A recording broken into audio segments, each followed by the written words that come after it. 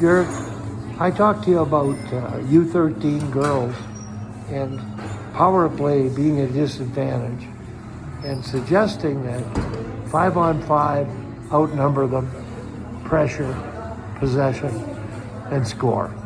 Can you talk about the importance of not structuring too early because they lack the skills, and how to have an effective power play and begin teaching it at the U13 level?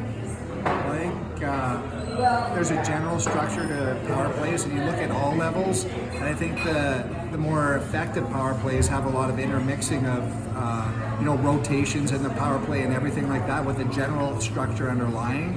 The risk is that doing it at a too young of a level is, especially with girls, they're very they take things very literally. So if you draw a structure on the board, they may get stuck into one place and not willing to open up to where the openings are because they think they belong in a certain place in the power play structure.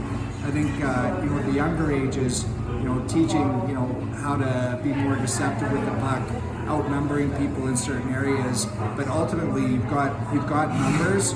So the key on the power play at a younger age is to outnumber, get the pucks to the net, take advantage of those numbers, and just score. Because that's the whole point of the game, is to score goals.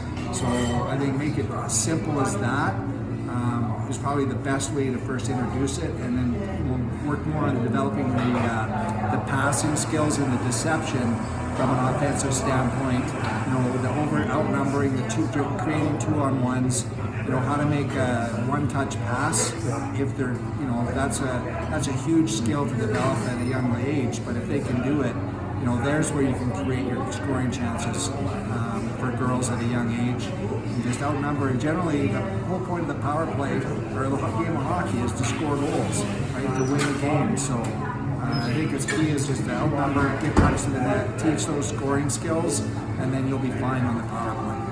I'd like to add that one last thing, the mindset of outworking the opponent on power play versus standing still in a structure and not battling. And that's what I'm advocating here. And I use the phrase, possession overrides position.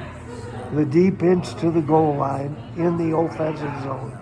You outnumber them all the time. And they'll read and act and create opportunities, finding space, and score more goals at any level, but particularly at the U13 level where they won't do the pretty puck movement and the one-time shooting because their skill levels aren't there.